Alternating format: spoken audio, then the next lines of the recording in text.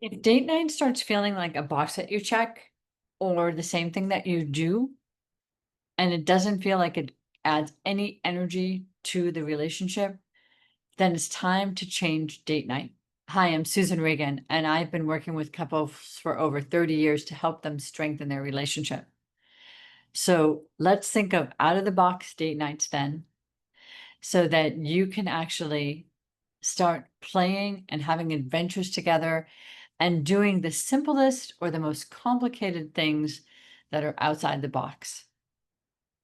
That's going to take some thinking. That's going to take some creativity. That might even be sharing the project of creating more excitement in your relationship, more evolution, more intellectual stimulation, whatever it might be. So roll up your sleeves together and figure out how are you going to start stimulating each other on date nights in ways that you haven't before.